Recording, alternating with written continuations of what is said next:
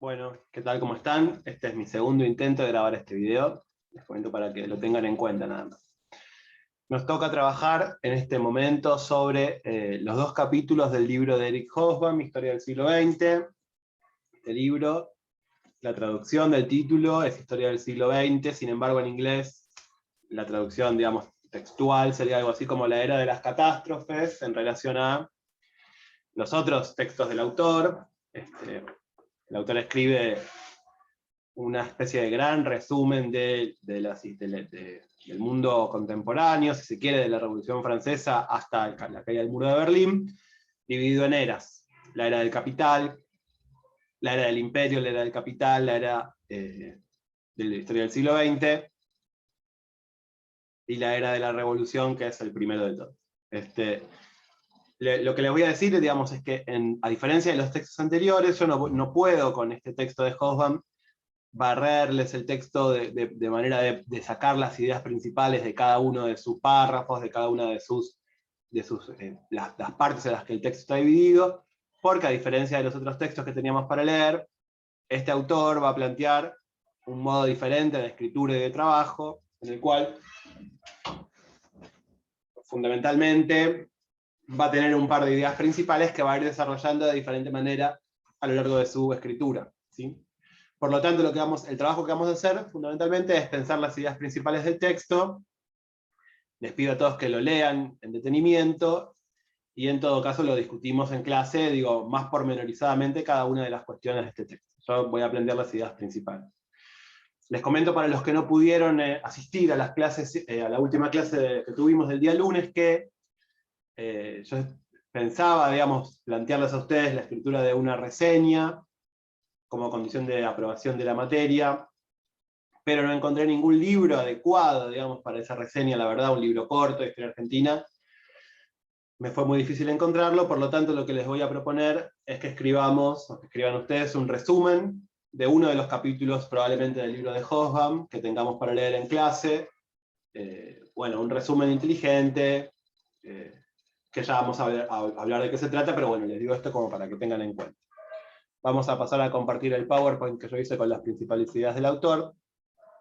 Antes que nada, me gustaría hablar un poquito de la biografía de este autor, digamos, de quién es el autor. Tenemos estos dos capítulos para leer. Eric Hobsbawm es un autor que nace en Egipto, en Alejandría, porque su padre era diplomático, y muere en Londres en el 2012. ¿Sí? Es un autor de familia judía, que vive su infancia y su adolescencia en Europa Central, primero en Viena y posteriormente en Berlín. ¿Sí? En Berlín es cuando el autor se une al Partido Comunista. ¿Sí? Un partido comunista alemán muy importante en ese momento, y es un autor que vamos a identificar, digamos, como miembro del Partido Comunista hasta su muerte. ¿Sí? Esta identificación es muy importante para comprender el modo en el que está parado y el modo en el que está pensando la escritura, digamos, y las ideas de este texto. ¿Sí? Ahora vamos a ver por qué. Forma parte de una corriente de investigadores sociales y de historiadores llamada marxismo británico, que no hay que confundir con el marxismo economicista o con el marxismo a veces llamado vulgar, que promovía la Unión Soviética stalinista fundamentalmente, sino que es un marxismo ligado a las teorías o los autores occidentales del marxismo, fundamentalmente Gramsci y Lukács. ¿Sí? Es un marxismo que va a tratar de apuntar más a interpretar, digamos, y analizar elementos de la superestructura, llamada, de ciclos culturales, ideológicos, y sobre todo que no va a ser una jerarquización entre economía y cultura estanca, ¿sí? Sino que más bien va a ser dinámica. De todos modos, de todos los historiadores del marxismo británico, yo les había nombrado en clase a Thompson, a Edward Thompson, también está Christopher Hill, hay un economista que se llama Maurice Dobb, que es el que los junta a todos ellos, y otros grandes historiadores más. Bueno, de todos ellos, Hobsbawm va a ser el más relacionado con el Partido Comunista, y el que sigue las bases más o menos de manera más férrea del comunismo, si se quiere, del Partido Comunista. ¿Sí? si bien es muy crítico también con el Partido Comunista. Bueno, él también escribe una autobiografía que se llama Años Interesantes, en la que explica un poco su vida y su relación con el comunismo, digamos que es una relación muy importante para comprender cómo piensa este autor, sobre la cual no vamos a hablar ahora porque les haría una sopa, un caldo de la cabeza que no terminarían entendiendo nada. Entre paréntesis, en el primer video lo intenté y no funcionó del todo bien, por eso también es que lo vamos ahora a no hacer. Pero quedémonos con que el tipo forma parte de una corriente historiográfica que se llama marxismo británico. ¿Sí? Es un autor muy prolífico, tiene muchísimos libros escritos, estos libros de las eras que yo les contaba son como grandes resúmenes del siglo XIX y XX. También se dedicó, digamos, tiene un artículo clásico sobre el siglo XVII, que es la única incursión que hace en el siglo XVII y que sin embargo es retomada por muchos autores de la Edad Moderna, justamente. Ha escrito historia del jazz y ha intervenido en debates de historiografía marxista y de marxismo, digamos, debates filosóficos y teóricos del marxismo. Por ejemplo, una introducción muy inteligente, muy interesante a la Formen, a esos escritos de Marx, unos apuntes de Marx, que se llaman la Formen. Bueno, él escribió una introducción muy interesante. También una periodización sobre la Revolución Industrial, etc.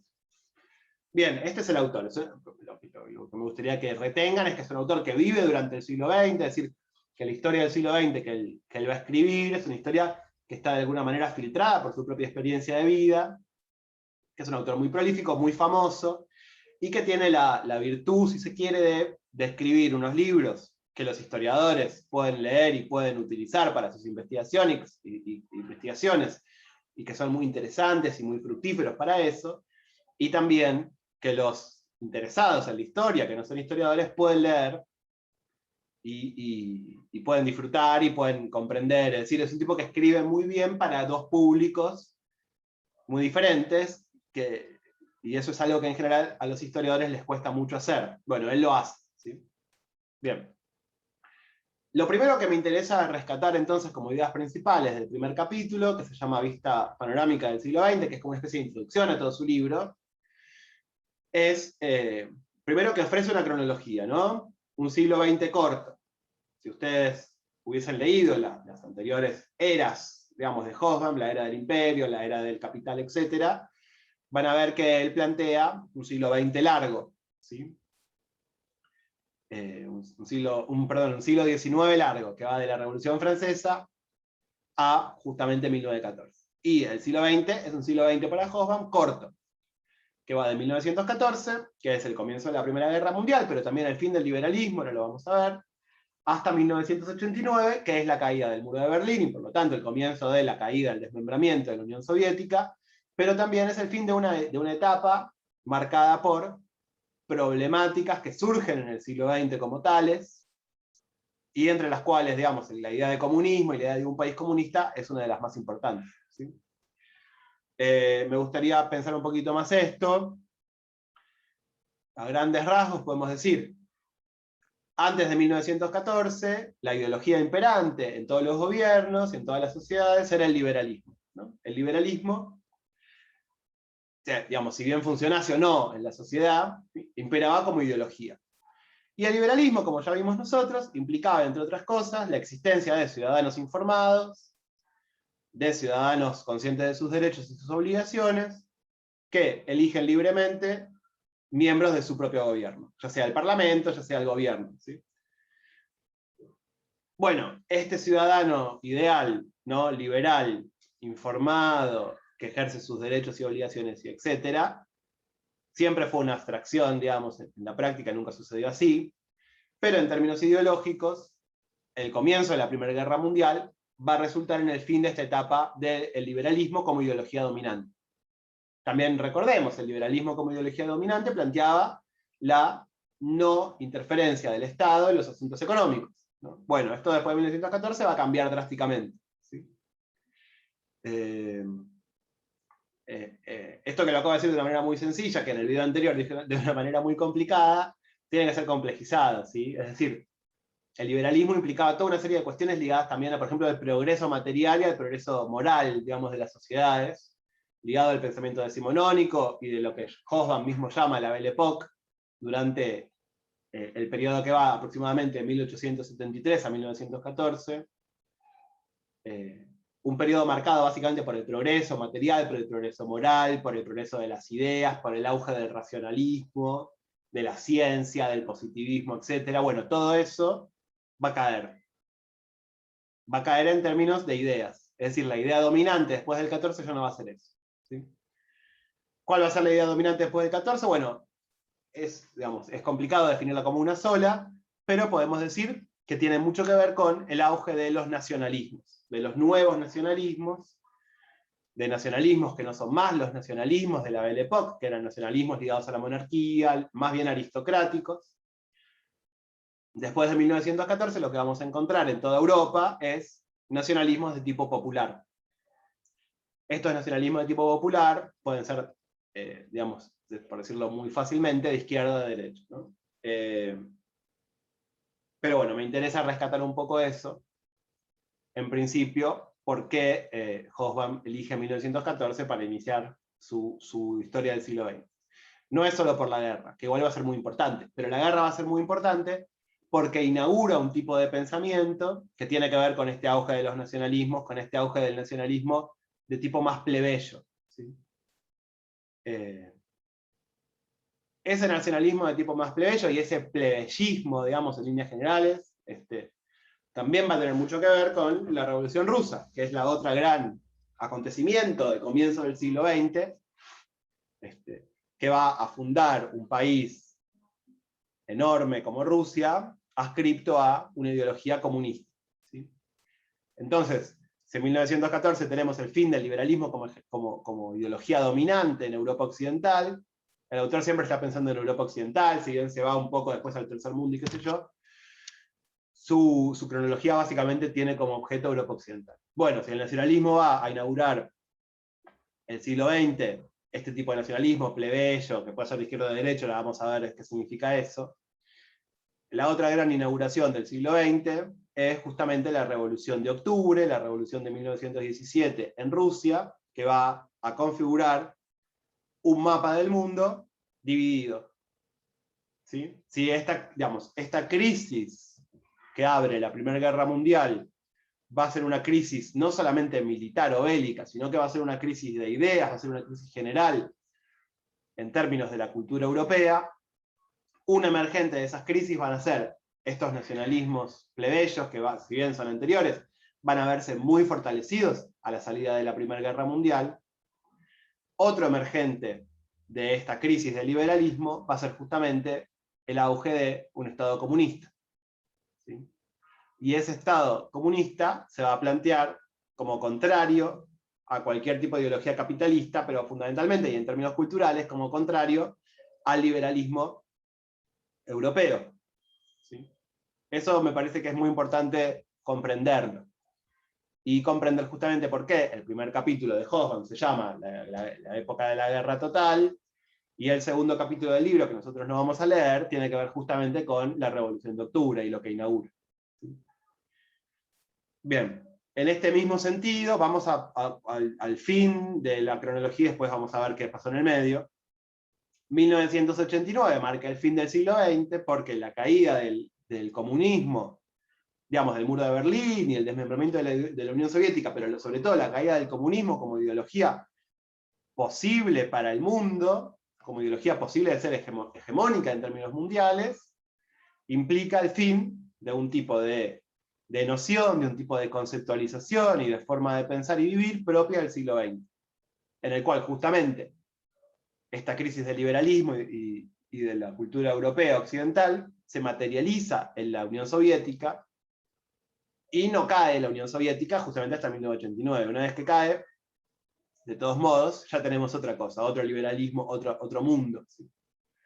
Bueno, dentro de esta cronología que marca Hobsbawm, después vamos a verlo fundamentalmente en el segundo capítulo, la época que va entre 1914 y 1945, que por lo general los autores dividen en tres, ¿no? La Primera Guerra Mundial, 1914, 1919, el periodo de entreguerras entre 1919 y 1939, y finalmente la Segunda Guerra Mundial entre 1939 y 1945, este autor la va a tomar como una gran época en un solo periodo de guerra total, ¿no?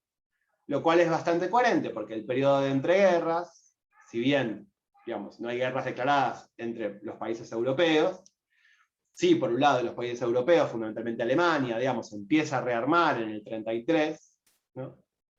Y antes de eso hay una serie de problemas ligados a cómo salieron de la Primera Guerra Mundial y a las dificultades del Tratado de Paz, llamado Tratado de Versalles, que ahora vamos a ver.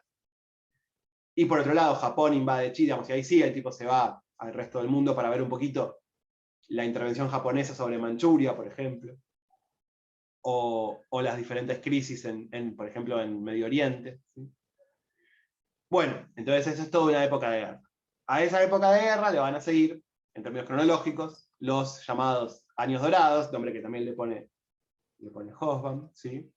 Que son años de bonanza económica, de crecimiento económico y social y de proceso de redistribución de la riqueza y de mayor participación en la riqueza de la clase obrera, que son aproximadamente 20 años, ¿no? Que van de 1950 a 1973, 1945 a 1973, digo, aproximadamente ese periodo entre el fin de la Segunda Guerra Mundial y la crisis del petróleo en 1973, va a ser llamado por el autor como los años dorados.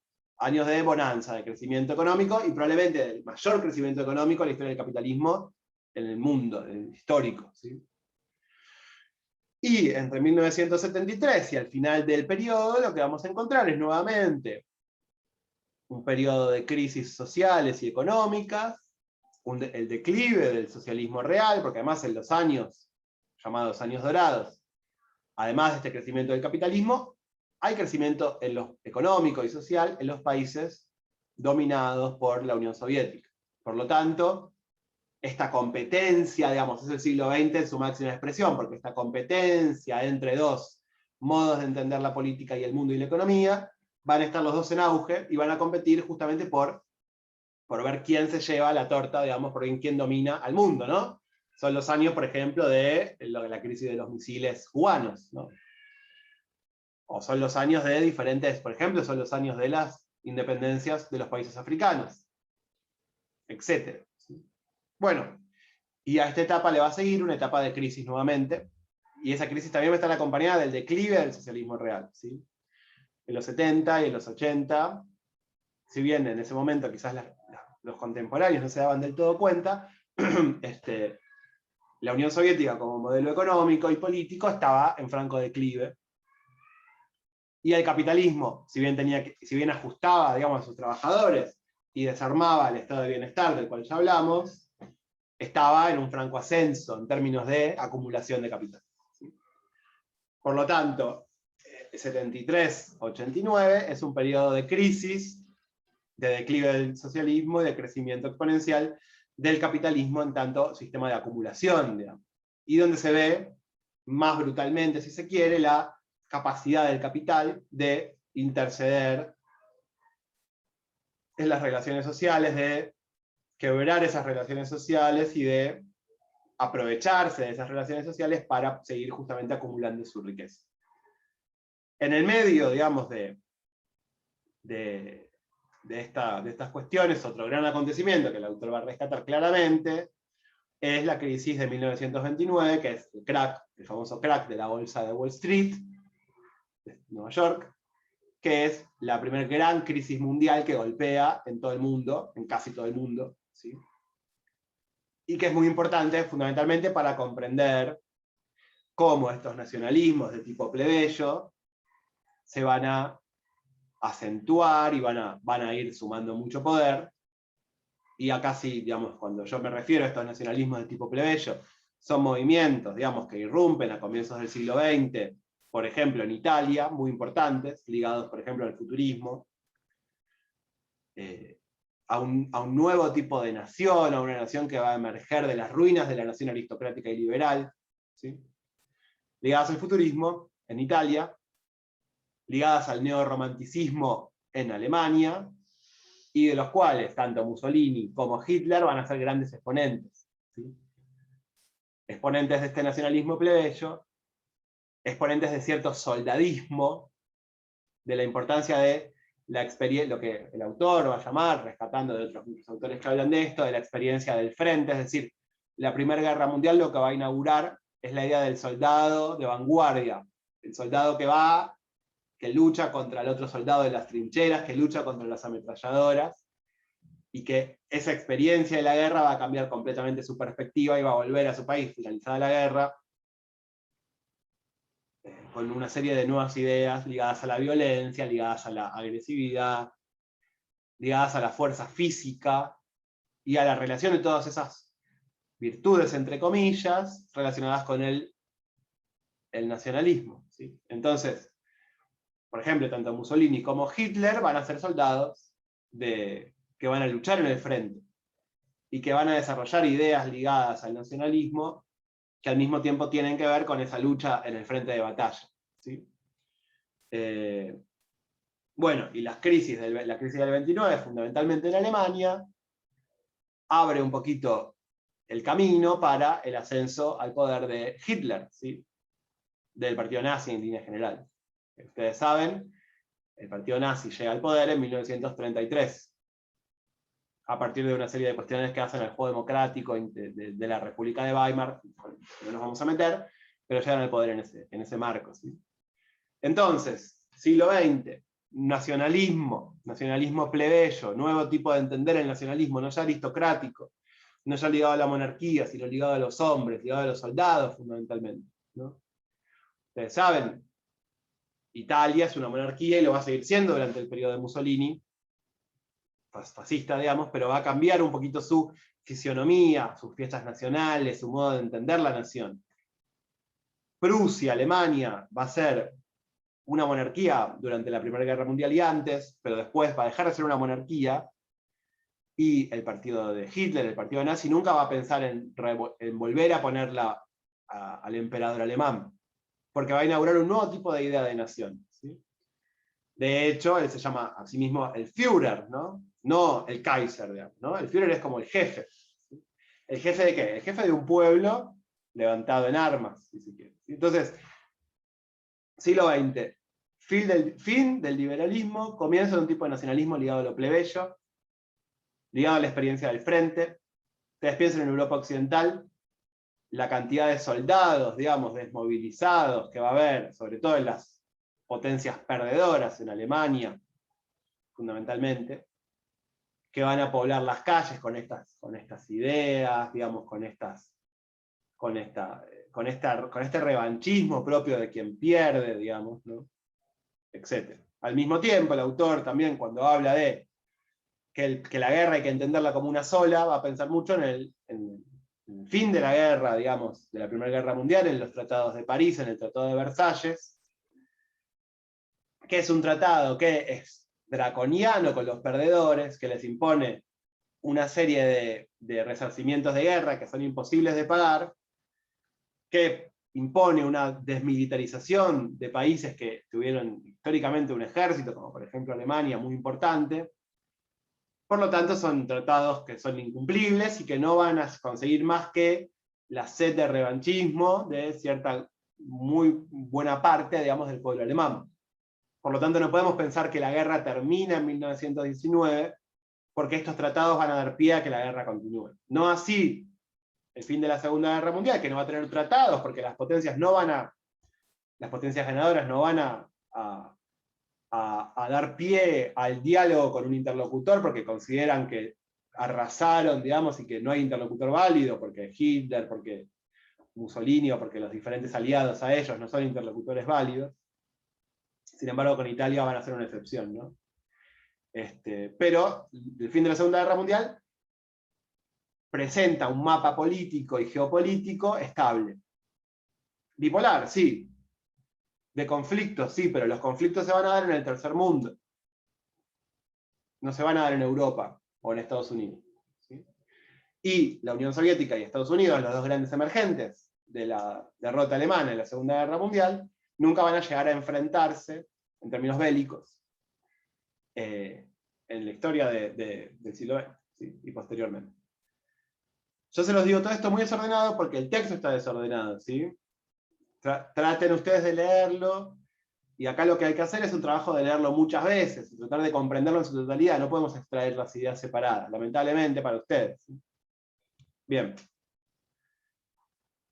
Algunos datos importantes que dice el texto y que nos ayudan a pensar el siglo XX como un momento de coherencia interna, digamos, como un concepto interno coherente, que es, por ejemplo, el fin de la ruralidad, ¿no?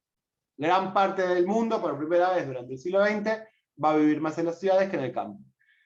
Esto implica una serie de cambios a nivel tecnológico para posibilitar esto, digamos, ¿no? Y también a nivel de las comunicaciones, etcétera, que va a ser muy importante. Bien, después dice otra idea importante, digamos, el enfrentamiento entre capitalismo y comunismo fue fundamentalmente discursivo e ideológico, lo cual no quiere decir fútil o, o mentiroso, ¿no? No es lo mismo. En términos ideológicos, un enfrentamiento muy grande entre estas dos modos de entender el mundo y la vida, que emergen, digamos, de la época de la guerra y de la guerra total, ¿no? El capitalismo y el comunismo ideológicamente son inconmensurables, no pueden discutir entre ellos, solo pueden pensar en cómo destruirse el uno al otro. Pero en términos económicos, no. En términos económicos, tanto los países socialistas como los países capitalistas llevan adelante políticas económicas similares, ¿no? Y esto tiene que ver con que el fin del liberalismo en términos económicos sí es muy importante, y después de la Primera Guerra Mundial, y con la Primera Guerra Mundial, lo que se inicia es un proceso de interceder, de que el Estado interceda fuertemente en la planificación económica. Y acá el autor agrega las ideas de Lenin sobre la intersección, digamos, sobre la interferencia del Estado en la economía, y la planificación estatal sobre la economía, son ideas que Lenin había tomado del modo de planificación del capitalismo en Alemania, ¿sí? Entonces, en términos económicos no hay tanta diferencia, ¿no? Y esto es muy importante, sobre todo por cierto lugar común, digamos, cierto sentido común, por lo menos acá, en Buenos Aires, en Argentina, o en todo el mundo también, ¿no? Que liga comunismo con planificación estatal sobre la economía, ¿no? Y bueno, eso es falso, porque el capitalismo también tiene una planificación estatal sobre la economía, porque el liberalismo, en términos ideales, nunca fue practicado, digamos, ¿no? El capitalismo, por ejemplo, durante la guerra, digamos, tiene que planificar la economía, porque si no, los tipos dicen, no es rentable hacer armas, es rentable hacer no sé qué, y el país se queda sin armas. Bueno, no es así. Eso no quiere decir, lo repito, que el enfrentamiento entre capitalismo y comunismo a nivel ideológico sea lo mismo que decir que era un enfrentamiento que no era verdad. No, era un enfrentamiento muy serio, digamos, que se lleva adelante, además, en términos bélicos en muchas partes del mundo, pero que en última instancia es político, no es en sentido ideológico. Es un enfrentamiento por el poder, ¿sí? Bueno, otra idea muy importante del texto es esta idea de que el siglo XX, paradójicamente, es el siglo del progreso, el siglo del fin de la ruralidad, perdón, muy difícil la palabra. Es el siglo de los avances tecnológicos más impresionantes, como por ejemplo en materia de comunicaciones, ¿sí? En materia de alimentación, etcétera, etcétera, etcétera. En materia de cotidianidad, ¿no? De la electricidad, el agua potable, las cloacas, digamos, toda esa urbanidad, además va a ser una urbanidad bastante más amable que lo que era la urbanidad antes, digamos, ¿no? Es una urbanidad con heladera, etcétera, ¿sí? Así, un siglo de un enorme progreso tecnológico, ese progreso que venía del siglo XIX no se corta, sino que se mantiene y crece exponencialmente incluso. Y entonces nosotros somos más altos que nuestros abuelos, mejor alimentados y qué sé yo, pero al mismo tiempo es el siglo de las enormes catástrofes, entendida fundamentalmente la guerra como enorme catástrofe, pero no solo la guerra. Él va a hablar, por ejemplo, de los desplazamientos de ciudadanos, de humanos, de una patria a otra. Y esto me sirve un poquito para que entendamos la idea de nacionalismo, ¿no? Por ejemplo, después de la Primera Guerra Mundial, los imperios del centro de Europa, el Imperio Otomano y el Imperio Austrohúngaro, van a ser desmembrados, y a partir de una doctrina llamada la doctrina Wilson, por el presidente de Estados Unidos durante la Primera Guerra Mundial, en Europa cada nación va a tener su estado, ¿no? Entonces, por ejemplo, los alemanes tienen Austria, ¿no? Los magiares tienen Hungría, los húngaros tienen Hungría, ¿no? los serbios quieren Serbia, etc. ¿Eso qué va a llevar? Bueno, va a llevar a que una vez desmembrado el imperio, por ejemplo, austrohúngaro, o el imperio otomano, todos los turcos, por decir, en el imperio otomano, todos los turcos que vivían en Grecia se van a tener que ir a Turquía. Y todos los griegos que vivían en las islas del mar Egeo se van a tener que ir a Grecia, ¿no? Y esto va a llevar mucho desplazamiento de población, gente que va a perder sus derechos, que va a perder su nacionalidad, ¿no? Y todo esto está amparado en una idea sobre el nacionalismo, que quiere decir que a cada nación le corresponde un Estado. Bueno, esta idea de que a cada nación le corresponde un Estado es una idea propia del siglo XX, antes no existía, eso dice el autor, ¿sí? Bien. Y para el autor este desplazamiento tiene que ver con la catástrofe. Ni hablar, el autor, recordemos, es de origen judío, ¿no? Bueno, los judíos tienen serios problemas a la hora de pensar una nación para cada Estado, si bien el Estado de Israel va a existir después, ¿sí? Entonces, bueno, ahí tenemos un problema del siglo XX, ¿sí? Bueno, esto yo lo dije. Una cosa bien interesante que quizás ustedes no lleguen a comprender, digamos, tiene que ver con el pesimismo respecto del futuro. Esto es así. Este libro de Hobsbawm es un libro que se llama Historia del siglo XX, que es un libro cuya primera edición, no les quiero mentir, es del año 1995, ¿no? Y aún así es un libro muy pesimista respecto del futuro, ¿no? Dice, el futuro es un futuro incierto, el capitalismo voraz ha vencido, etc. Bueno, es el mismo año en el que se publica, por ejemplo, este libro. El libro de Francis Fukuyama, que se llama El fin de la historia y el último hombre.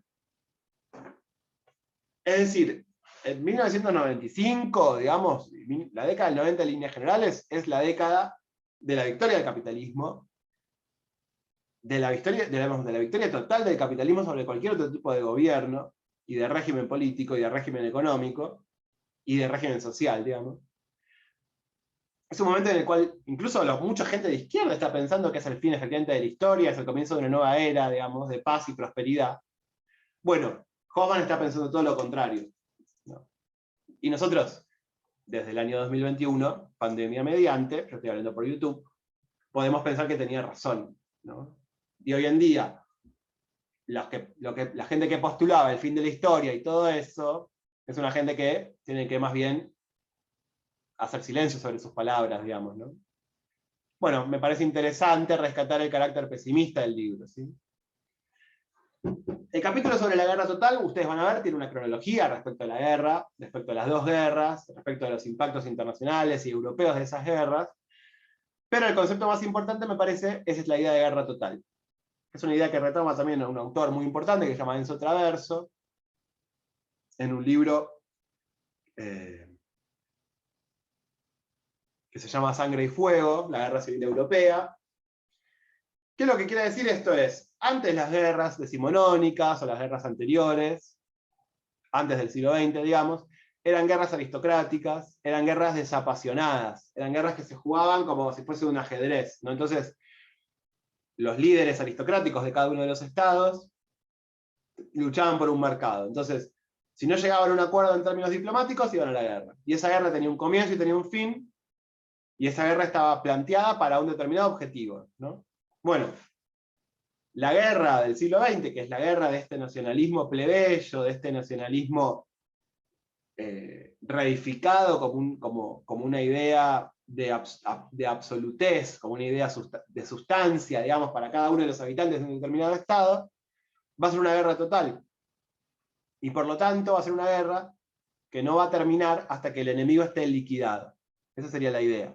Entonces, cuando Alemania va a la guerra en la Segunda Guerra Mundial, por ejemplo, o en la Primera Guerra Mundial, cuando Alemania va a la guerra contra Francia, y a diferencia y esto también lo dice el autor, la Primera Guerra Mundial es muy importante el frente occidental, es decir, esta guerra entre Francia y Alemania, porque a diferencia de la Segunda Guerra Mundial, en la primera Francia la pelea hasta el final, digamos, y gana al final.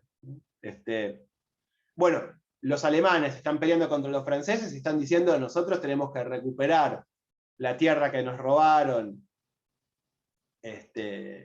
no sé, en algún momento, y tenemos que pelear contra estos franceses, y toda una serie de connotaciones negativas sobre los franceses. Entonces, esa guerra no termina hasta que los franceses están todos muertos, digamos, en este marco de la guerra total, ¿no? Para simplificar. Lo mismo los franceses para los alemanes. Ahí sí, los franceses van a decir, esta es una guerra en la cual nosotros tenemos que recuperar las tierras que nos robaron los alemanes, entonces no termina hasta que los alemanes están todos derrotados. Derrotados significa ciudades destruidas, etc. ¿Sí? Es decir, los gobernantes de esos estados del siglo XX también están empapados de esa visión, de ese nacionalismo, y al mismo tiempo presos de ese nacionalismo, y la guerra no puede terminar en ese marco. Y es una guerra total, es una guerra que no se juega en un campo de batalla, se juega en todos lados, se bombardean ciudades, es una guerra contra los civiles, ¿sí? De hecho, los tratados de París y los tratados de Versalles, que dan fin a la Primera Guerra Mundial, son draconianos, porque no están pensando en un status quo a mantener entre todos esos países y cierta hermandad entre los europeos, no, están pensando en que hay que destruir a los perdedores. En ese sentido, la guerra no termina para Hobsbawm, ¿sí? Me parece que eso es un detalle muy importante. Y esta guerra total, que es una guerra contra los civiles, que es una guerra de destrucción, digamos, es una guerra también democrática. En ese sentido, la guerra democratiza una relación del sujeto con su nación, esa sería la idea.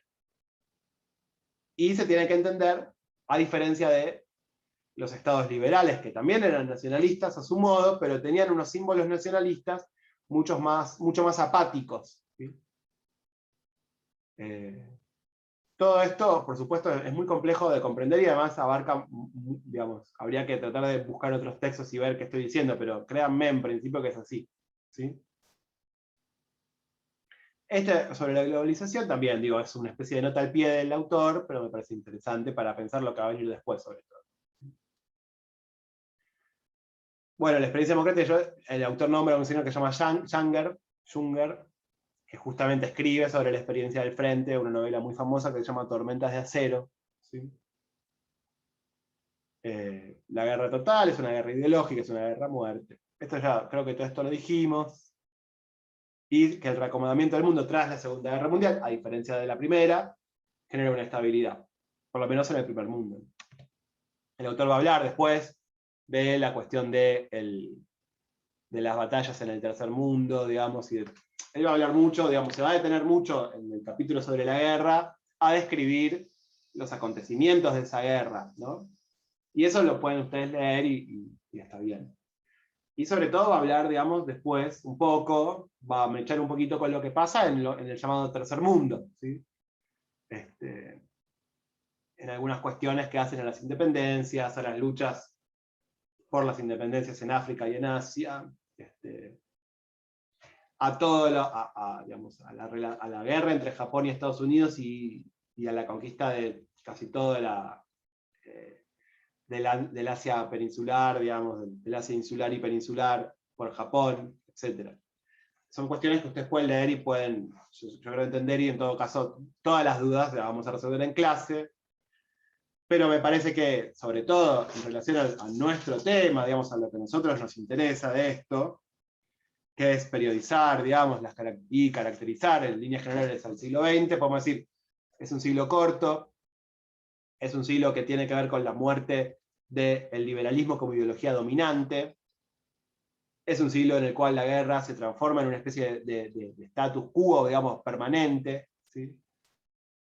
Y es un siglo que en su segunda mitad va a estar caracterizado por un fuerte crecimiento y progreso y desarrollo económico, y por una fuerte competencia ideológica y política entre dos grandes bloques.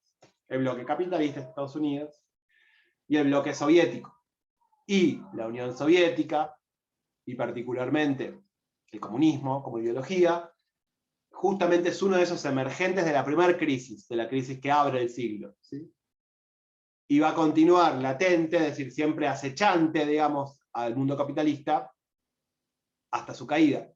Por eso el siglo termina en 1989, porque lo que ahí termina es un poco la configuración de ese siglo, a partir de esos dos bloques emergentes, el nacionalismo y el comunismo, que los dos nacieron como contrarios, contrarios, como adversativos al liberalismo. ¿Sí? Bien, como se darán cuenta, es un texto extremadamente complejo, digamos, o por lo menos el siglo XX, y las ideas que el autor trata de rescatar son complejas.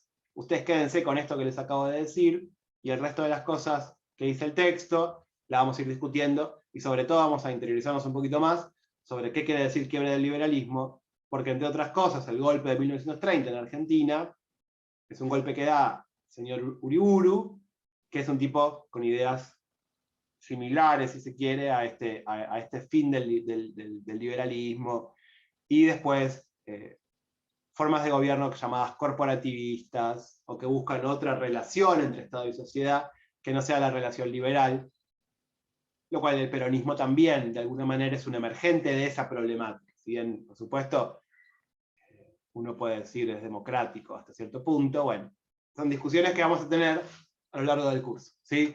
Los dejo con todos estos pensamientos inconclusos y estas confusiones que les va a llevar esta lectura.